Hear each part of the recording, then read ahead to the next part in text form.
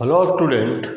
आज हम ऑप्टिक्स का सेकेंड चैप्टर स्टार्ट करने जा रहे हैं। फर्स्ट चैप्टर में क्या था आपका? मेनली था reflection and refraction of light, और उसमें भी विशेषकर रिफ्रैक्शन के बारे में ज़्यादातर हम पढ़े। लेंस क्या है, lens maker formula, refraction through spherical surface etcetera.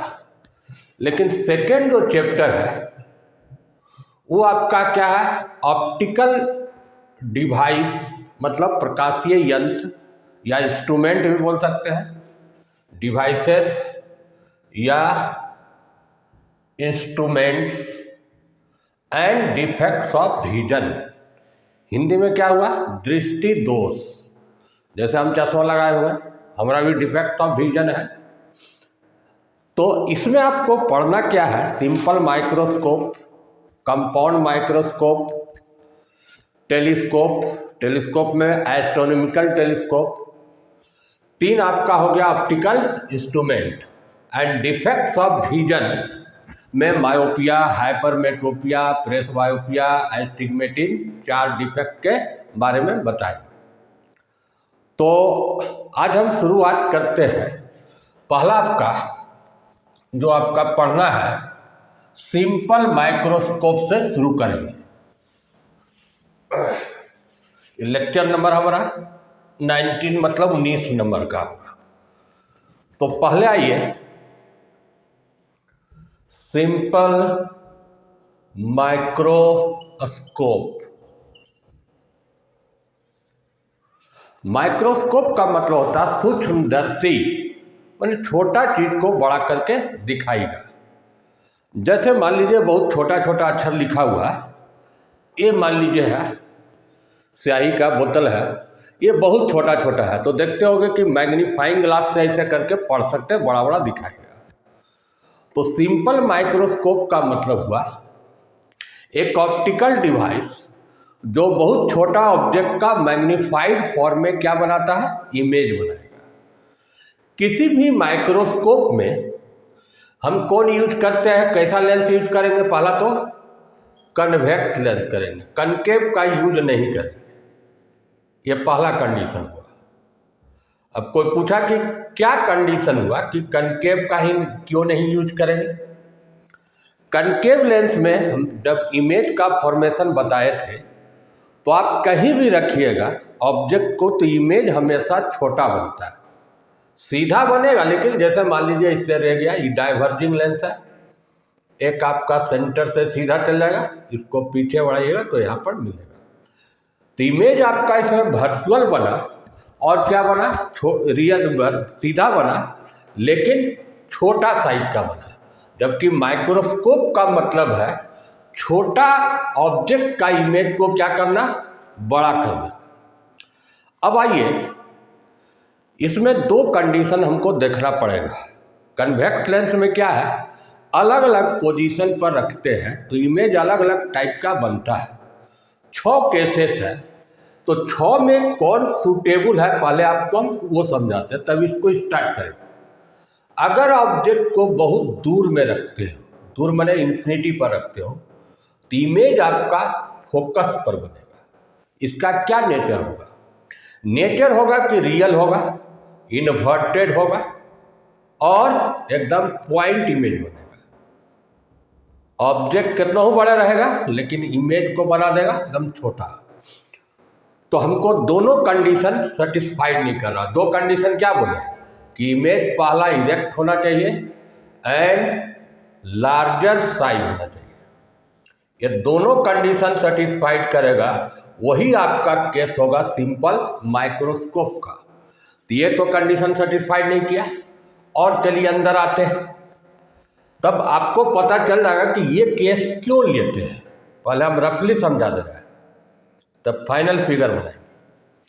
अगर आप 2f और इन्फिनिटी के बीच में ऑब्जेक्ट रखते हैं, इमेज आपका छोटा बनेगा, छोटा साइज का बना। तो ये भी कंडीशन नहीं सेटिस्फाइड किया, ये भी नहीं किया है। पहला हुआ इन्वर्टेड है एंड स्मॉलर है, ये भी फेल कर गया। थर्ड केस है, थर्ड केस क्या था इसमें, 2f पर रखते हैं। अगर आप ऑब्जेक्ट को 2f पर रखिएगा तो इमेज भी आपका 2f पर ही बनेगा और सेम साइज का बनेगा। तो कोई बेनिफिट नहीं हुआ। जितना बड़ा कोई ऑब्जेक्ट आप नेकेड आई से देखिएगा, बिना मैंने माइक्रोस्कोप के बिना, उतना ही बड़ा साइज लेंस लगाने के बाद भी दिखेगा। तो ये भी कंडीशन गलत हो गया, ये भी गलत हुआ, ये सेटिस्फाइड नहीं किया। इरेक्ट होना चाहिए, लार्जर होना चाहिए।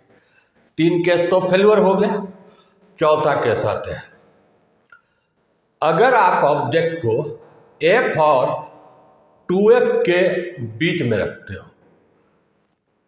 तो इमेज आपका बनता है, बताए थे, 2f और इन्फिनिटी के बीच में और बड़ा बनेगा। एक कंडीशन तो इसको सेटिस्फाइड किया है कि लार्जर इन साइज, लेकिन इरेक्ट नहीं है। इमेज कैसा बना, इन्वर्टेड बना। तो ये भी 4 केस फेल्यूर हो गया। 5वां केस आइए, अगर ऑब्जेक्ट को आप फोकस पर लीजिए, फोकस पर लीजिएगा तो ये तो पैरेलल हो जाएगा। आप अगर आंख उधर रखते हैं तो ये दूर में इमेज दिखेगा, सीधा दिखेगा, इसमें बड़ा भी दिखेगा, लेकिन आंख से क्या होगा, दूर में दिखेगा। तो एक स्पेशल केस इसको हम लेंगे, लेकिन जो मेन केस जो सिंपल माइक्रोस्कोप में यूज कर सकते हो वो लास्ट केस होगा। छठा केस देखिए। छठा में क्या होता है कि ऑब्जेक्ट को अगर हम फोकस और लेंस के बीच में रखते हैं तो एक तो आपको ऐसे सेंटर से चला गया, एक आपका ही डाइव फैला दिए और इधर आपको मिला दिए। ये देखिए दोनों कंडीशन सेटिस्फाइड कर रहा है।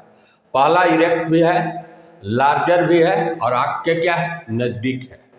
यही केस क्या कहलाता है, सिंपल माइक्रोस्कोप है। तो सिंपल माइक्रोस्कोप का मतलब हुआ जिसमें इमेज स्मॉलर साइज का ऑब्जेक्ट का इमेज बड़ा साइज का बनाए और आँख से नज़दीक में बनाए।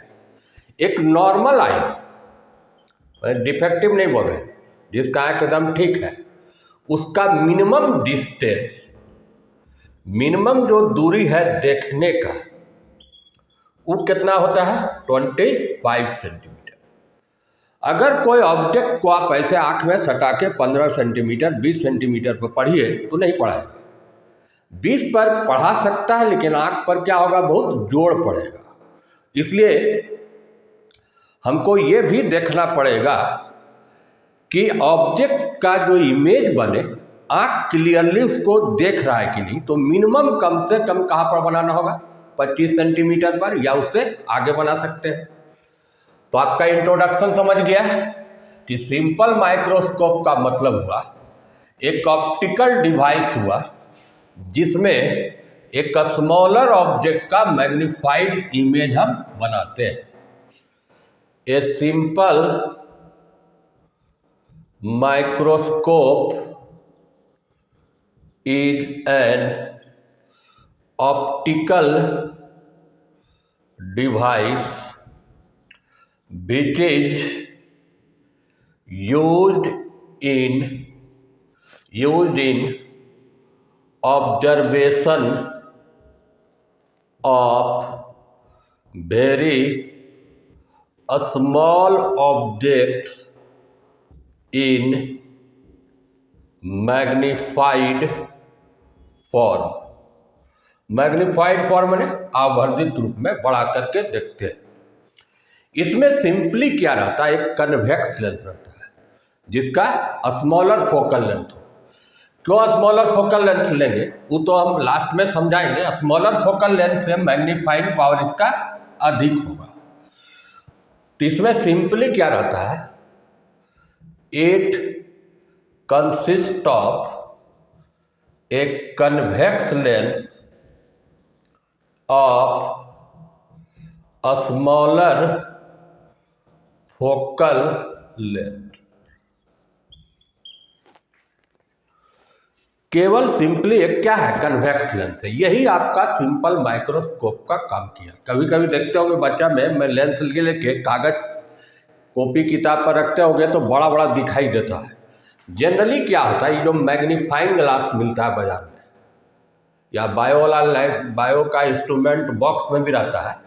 ये जो मैग्नीफाइंग ग्लास है, मैग्नीफाइंग ग्लास, यही आपका क्या है, एक तरह से सिंपल माइक्रोस्कोप है। तो सिंपल माइक्रोस्कोप में सिंपली क्या रहता है, कन्वेक्स लेंस रहता है और स्मॉलर फोकल लेंथ के साथ। फोकल लेंथ कम रहेगा तो इसका मैग्नीफाइंग पावर ज़्यादा रहेगा।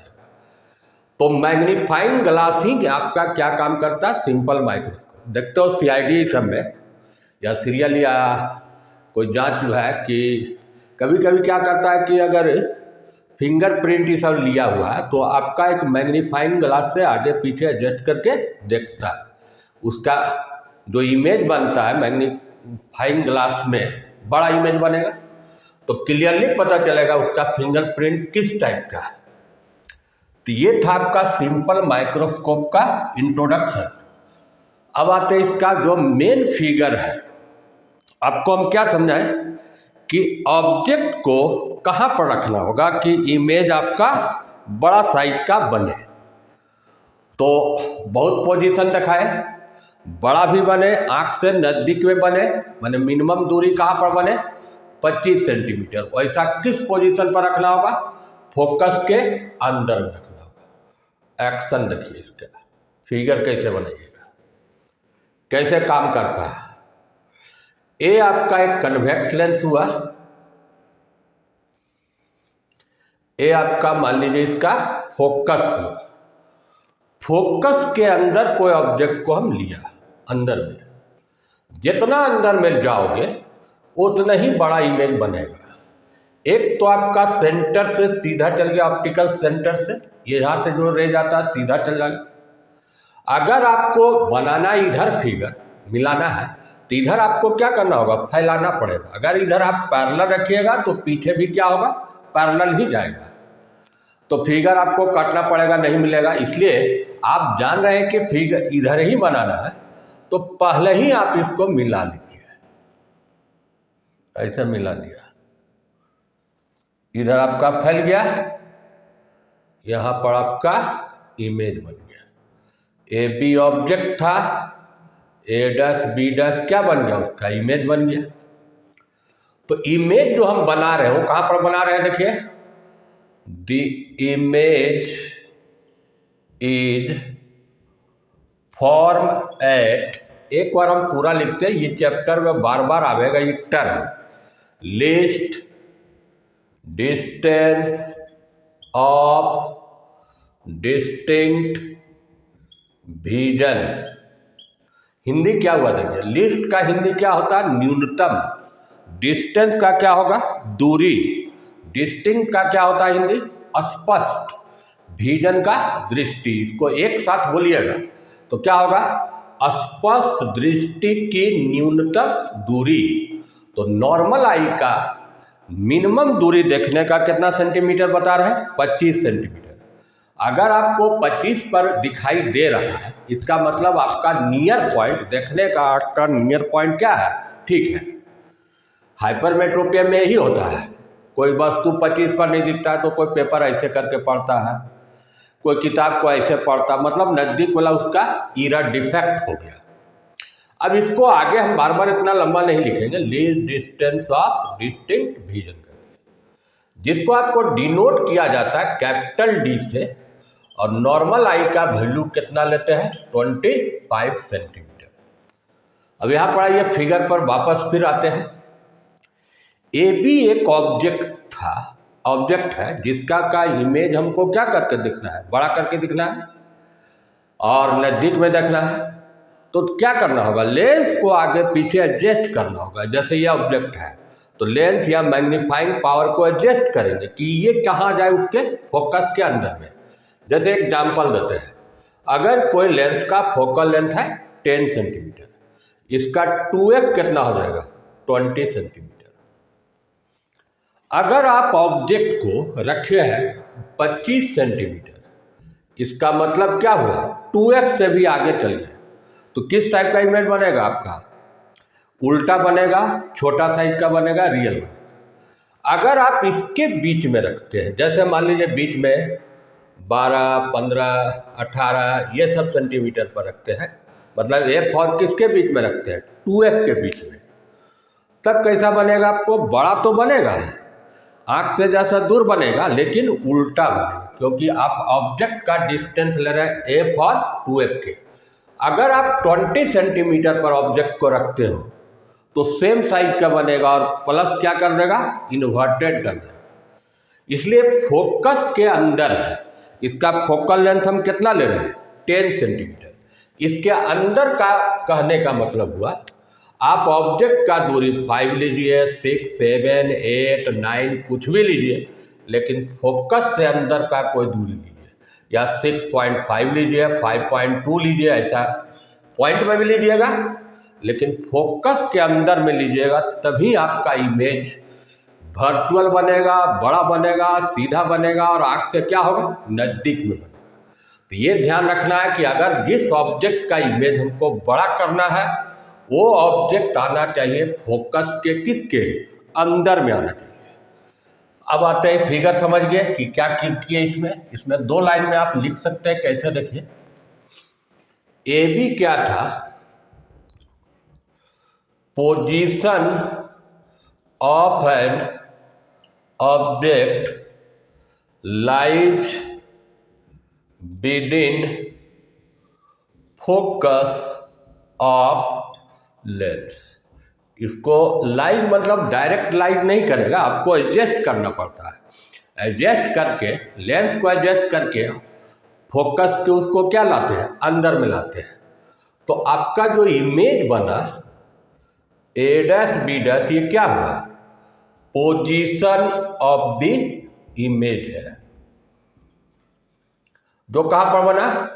जहां पर आपको क्लियरली दिख रहा है। हो सकता है कि आप 15 सेंटीमीटर पर बना लिए, तो आप जैसा और एडजस्ट कीजिए उसको, लेंस को, कि आपको साफ साफ दिखे, मतलब लीस्ट डिस्टेंस पर बनाइए। फॉर्म एट, शॉर्ट में लिख दे रहे हैं अभी, least distance of distinct vision. Nature कैसा बना? नेचर इसका क्या हुआ? पहला तो आपका वर्चुअल हुआ, सीधा भी हुआ, और क्या बना?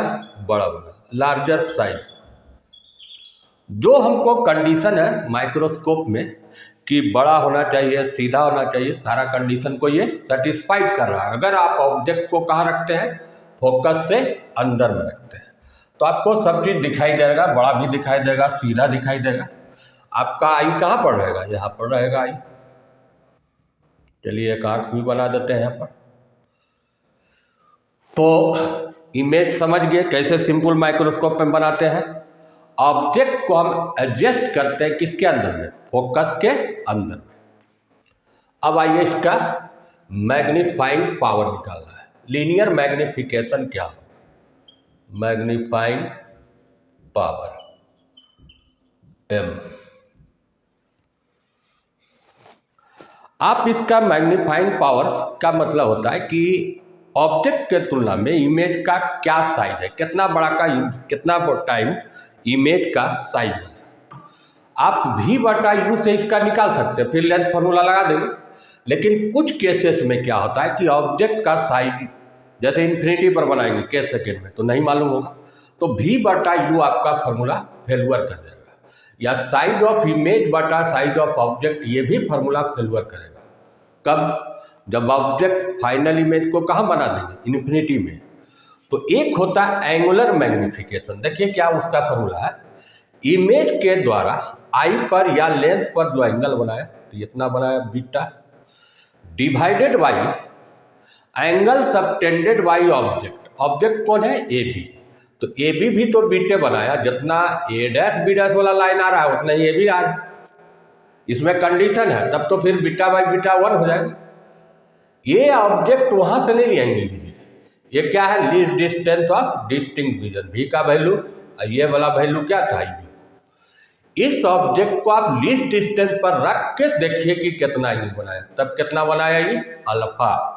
फिर से समझिए, image angle subtended by image at eye और लेंस, क्योंकि आंख और लेंस सटा हुआ है, इसलिए आंख पर एक्चुअल में होता है, लेकिन लेंस दोनों का क्लोज है इसलिए लेंथ पर लेंगे, divided by angle subtended by object at eye और length when it is placed at least distance of distinct region, इसका रेशियो होता है मैग्नीफाइंग।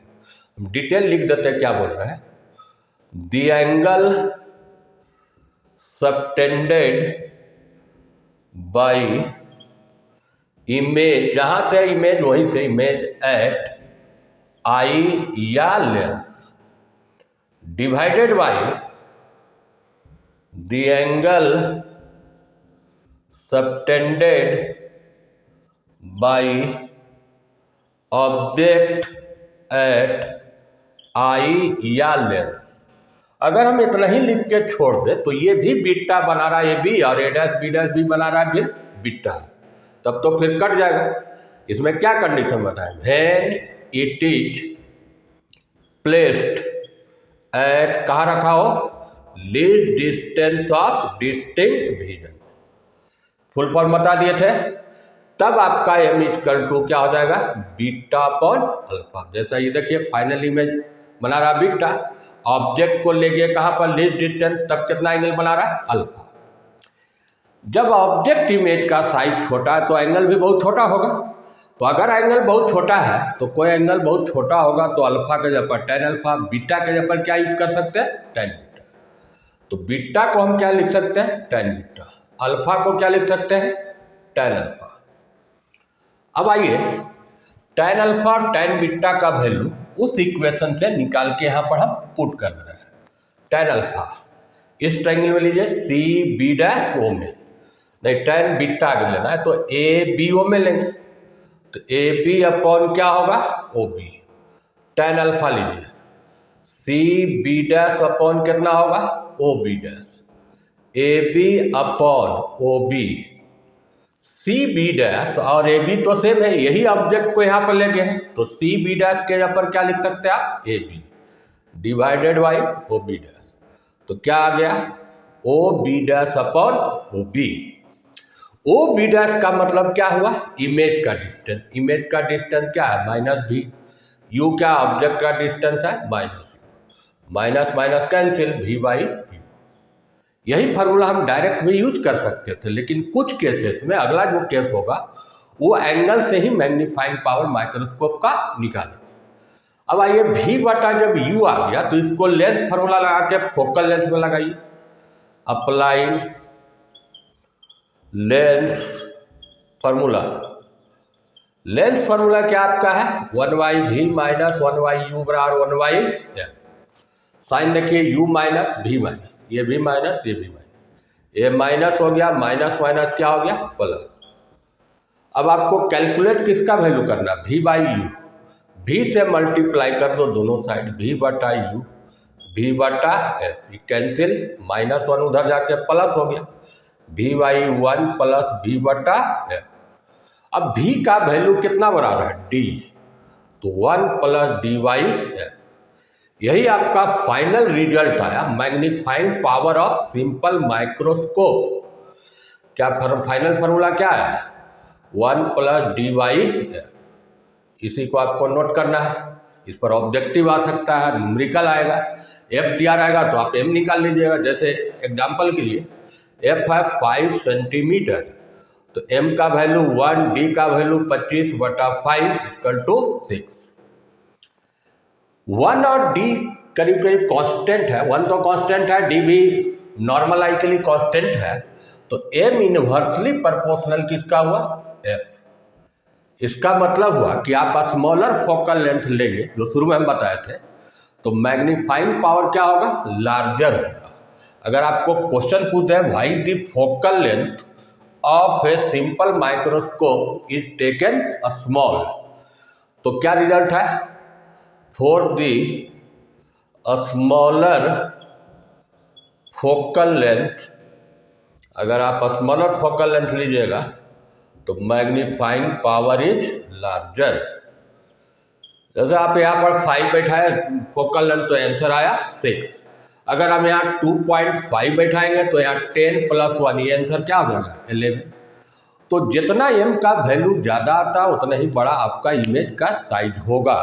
इसलिए फोकल लेंथ जो लेते हैं माइक्रोस्कोप में क्या लेते हैं, स्मॉलर। स्मॉलर फोकल लेंथ से इसका मैग्नीफाइंग पावर का वैल्यू क्या होगा, अधिक होगा। तो आप लोगों को अच्छा से समझ में आएगा। सिंपल माइक्रोस्कोप पहला टॉपिक मैंने ऑप्टिकल डिवाइस का आज हम बताएं। Thank you.